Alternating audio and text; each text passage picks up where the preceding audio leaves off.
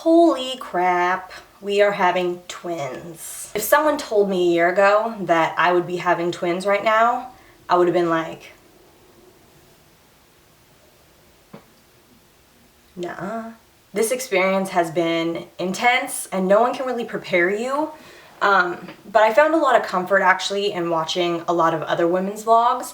Not a lot of other women, because honestly twin pregnancy vlogs are hard to come by. There aren't a ton of people who have had twins. The reason why I'm making this vlog is because hopefully I can help somebody share some knowledge maybe about my experience. This pregnancy vlog is going to be through weeks 4 through 12. I have a ton to go over what's happened in these past 8 weeks, so grab a glass of wine, have one for me, and let's get started.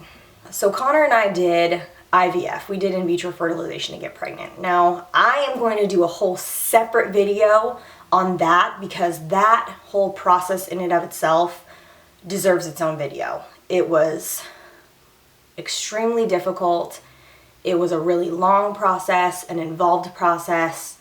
It tested me physically, mentally, emotionally. It challenged, Connor and my relationship, but we would have never taken any of it back because it got us to where we are now. On January 20th, we had the implant. So on January 30th was when I took a pregnancy test and was able to find out if I was pregnant or not.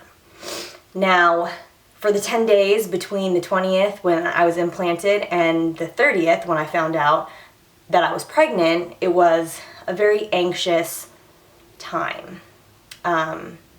You're not allowed to do anything. You're not allowed to do anything strenuous, like you can go to work, you can walk, but you're not supposed to run at all. You're not supposed to really climb stairs. You're not supposed to lift anything.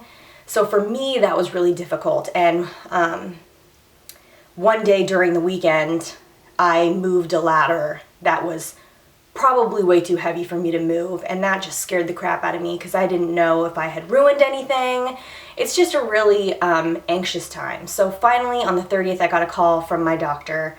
It was actually on my lunch break, and she told me that I was pregnant, and it was the happiest moment ever of my life. So I ran home and I told Connor, and basically the pregnancy test they did was a blood draw, and it tests HCG levels, and the higher the HCG levels the better, but the higher the HCG levels the more likely it is that it is twins. So I think that the range is ridiculous. It's something like from 200 HCG to like 1500, and I was somewhere around the 1000 range. So I knew at that time that there is a great possibility that I could have twins, but we were just thrilled. So once I had the positive pregnancy test, I was already 4 weeks along. And then you just go radio silent kind of with the doctor for 2 weeks, which is another nerve-wracking time because you, again, can't really do much, and you just have to kind of leave it up to your body and the babies to just thrive, and it's just nerve-wracking. So at the 6-week mark, we went in and we had an ultrasound, and at 6 weeks you can actually see heartbeats and hear heartbeats. And so we went in, gas is also one of the many treasures of pregnancy, so my apologies.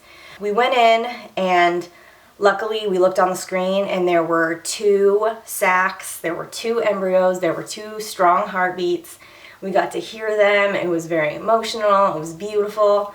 From that moment until 12-week mark, you have all of the intense pregnancy symptoms. Exhaustion. I was never a napper before. I thought napping was for quitters. I would make fun of people who took naps. I was like, I'll sleep when I'm dead. I just never napped. I would fight it. I was like a little kid. I would fight sleeping. I just didn't want to. Now I will nap anytime. Anytime. If I can take, specifically in the first 12 weeks, or the first 8 weeks rather, I would nap several times a day if I could. I was ravenously hungry. I wanted to eat everything and be eating all the time. I did have some nausea, hormones are raging, so you're just emotional. You know, I'm anxious because I'm just hoping that the babies are doing okay in there, and you don't really know. You're just trying to do your best, and I get winded just by like sitting here and talking. So everything's just working on overtime. Your immune system is working harder. I've gotten sick, like cold sick, like cough, stuffy nose, kind of flu-like symptoms twice in the past month, and I never get sick. Sorry, I'm winded. Let me catch my breath here. Whew. On a happier note, it's not all bad. On a happier note, the ladies, way bigger. So that's lovely. TMI, sorry. My eyelashes are so long. They've grown like crazy. Same with my hair and my nails. Partially it's because of the prenatals, and I'll talk about that a little bit later. Oh, and my skin has been really nice. I've read and seen on vlogs that sometimes women's skin kind of goes crazy when they're pregnant, like super, like almost like they have another bout of acne like when they were a kid. But lucky for me, that hasn't happened yet. Fingers crossed it doesn't happen. But so far, my skin's been pretty good.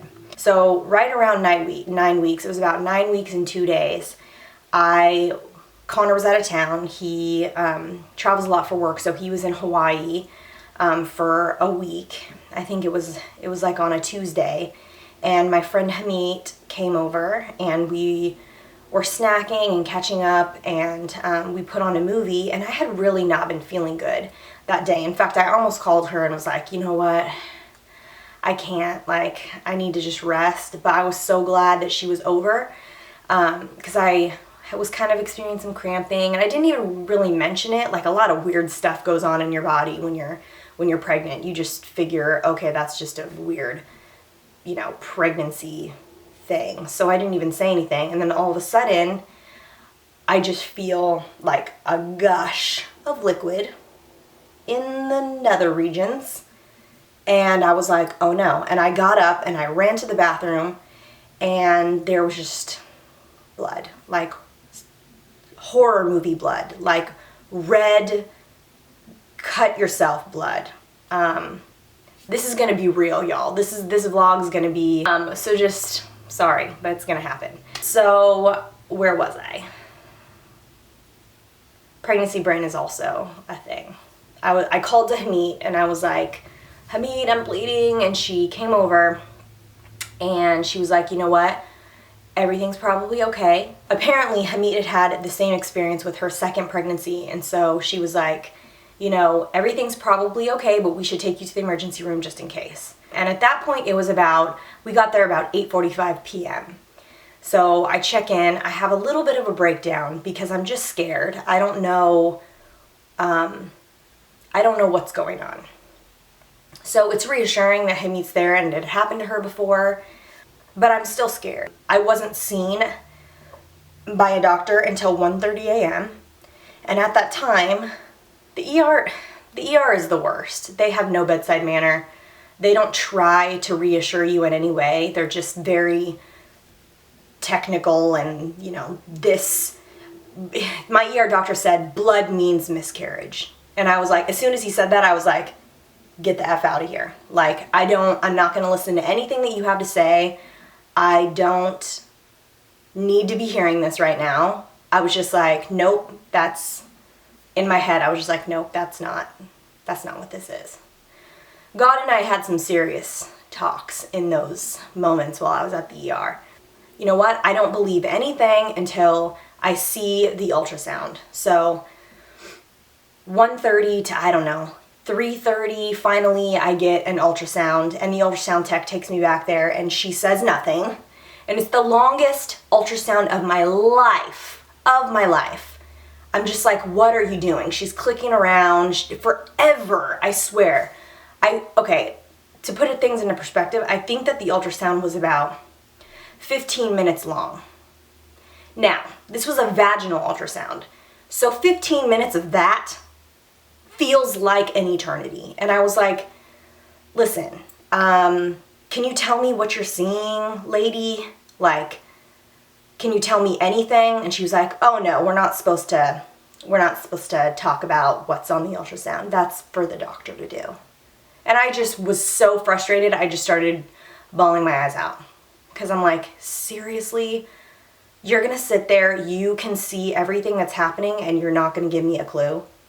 I just couldn't even handle it. So I just was crying and crying, and I think that she felt bad for me, because at the end she was like, okay, listen, I can see that you're really upset. I'm not supposed to do this at all, and please don't tell anybody, and she turned the monitor toward me and she was like, there's your baby, and there's your baby. There's a heartbeat and there's a heartbeat. And I was just, thinking about it makes me super emotional, because I was just so relieved. Because I really thought that even though it had happened to my friend and everything was fine, you just can't help but think the worst. Woo, sorry. Hormones, guys. Cry about everything.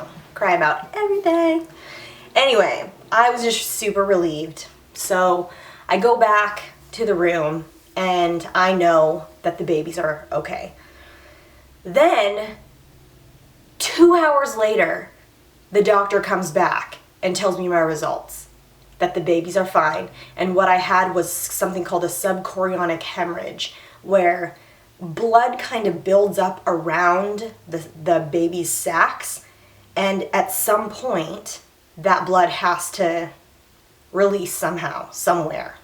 Obviously, there's only one place it can go. I am so grateful that I had been watching vlogs of women who had gone through experiences, because literally days before this happened to me, I had watched a vlog of this woman who was right around 9 weeks as well, and the exact same thing happened to her. And she had the same experience with an ER doctor. So this whole time, while I'm in the ER, it's like a play-by-play of what I had seen on this girl's vlog. Her name's Jessie Smiles. If you get a chance to look her up on YouTube, she's hilarious. I recommend you watch her. Anyway, if she hadn't shared that experience with me, I would have been so much more of a mess than I was when I was there. Because honestly, before I got pregnant, I had never heard of anybody dealing with anything like that. Ever. I thought blood means miscarriage, just like that stupid ER doctor told me. Yeah, the babies were fine. Everything was fine. Although, TMI again, folks, I have pretty much been bleeding ever since then. So if you think the periods are over once you get pregnant, sometimes it is not. So that's delightful. Sorry, everybody. Also, from vlogs, I learned about this book called Twins, Triplets, and Quads. I'm learning more and more from the books and from other women and from my OBGYN. Twin pregnancies are a very different animal than singleton pregnancies. The amount of nutrition and calories, everything is just doubled, and it's difficult. In this book, it recommends that, wow, I can't even talk. Women who are going to have multiples need to eat something like 3,500 calories a day, which is like crazy. It's like, that's like bodybuilder calories.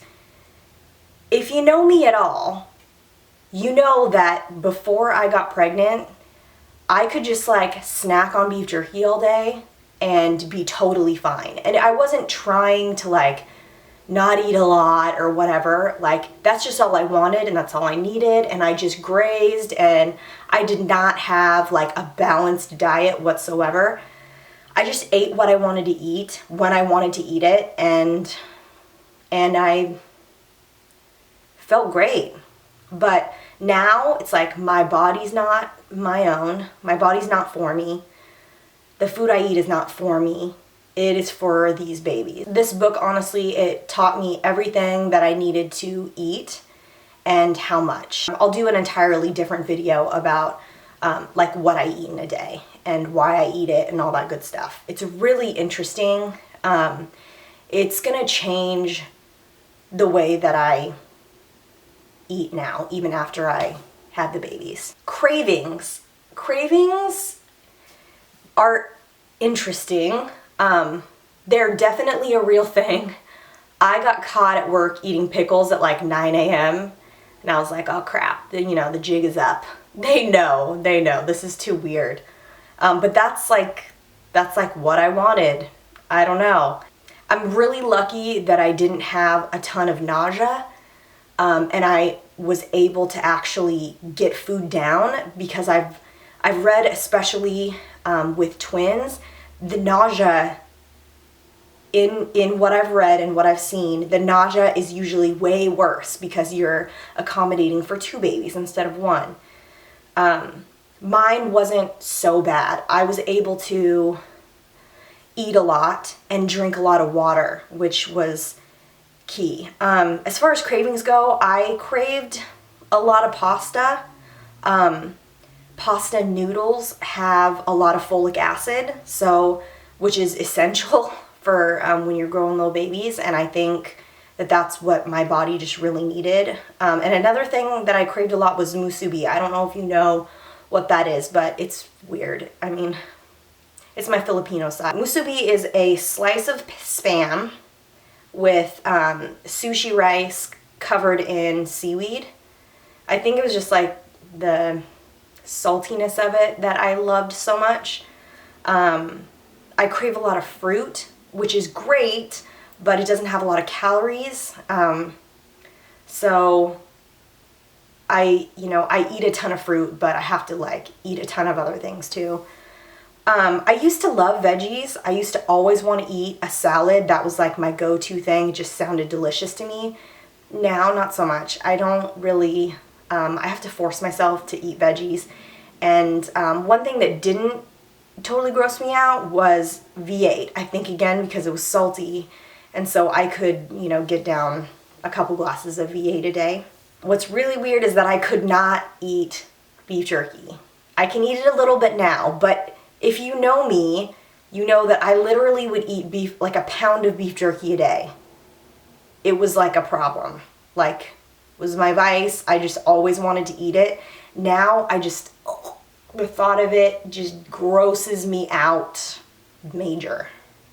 So, needless to say, I don't eat beef jerky anymore.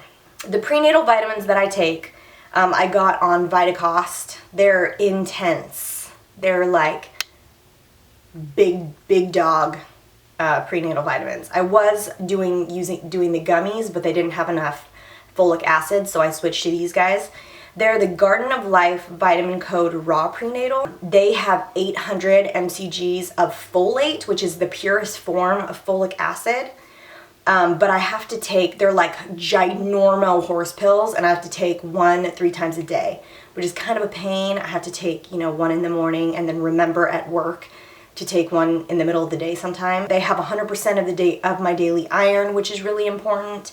All kinds of vitamins, and they also have like a raw organic fruit and vegetable blend, which, since I'm kind of having an aversion to vegetables, I feel like this prenatal vitamin is a good one for me. Workouts. So 2 weeks after I found out that I was pregnant, my doctor cleared me for light cardio. So, and I would say in the first 2 weeks after I found out that I was pregnant, I felt the most sick. I felt the most nauseous. I felt the most exhausted and just drained and not like myself. Ever since then, I've been doing 4 to 5 days a week of either the elliptical for 45 minutes on level 7 or the stair climber for 45 minutes on level 7. Working out is super hard. It's way harder than it used to be because I can't breathe. So I try to take it really easy in those 45 minutes, but I do get a good sweat. And honestly, I feel like the working out has helped with my nausea. I feel like it's helped with my energy level, my emotional state. Like, it just makes me a happier person. And I'm not doing the cardio to lose weight. Pregnancy causes, again, sorry, a lot of constipation. All pregnant women get constipated. And because of my working out, I feel like I haven't had any problems with that, which is huge because if you do, it makes you feel sick. It makes you feel horrible. So I feel like the working out has just changed this pregnancy for me, and it's kept me strong. I consider this time of my life training. I am training for childbirth, and I will continue to do workouts as long as I possibly can because I want to stay strong for this. Probably until about 11 weeks, it was like I had to talk myself into getting there. But overall, I feel like it's helped me so much in this pregnancy. So I guess that's it for this vlog. Again, I want to do a vlog about what I eat in a day because I feel like nutrition and like gaining weight and gaining good weight is super important for your babies, especially in the first half of your pregnancy because that's when your babies are developing the most. And so it's crucial that they're getting all the nutrients they need. My goal in this pregnancy is to make it to 36 weeks. I'm gonna try and do a vlog every week or two and let you guys know how I'm doing on this journey and how the babies are, and I hope that I can share some knowledge or help somebody, and hopefully you guys will subscribe to my channel and leave comments and let me know anything that you're learning or anything that you want to see specifically in my vlogs. So I'll show you my bump. So there she is right there.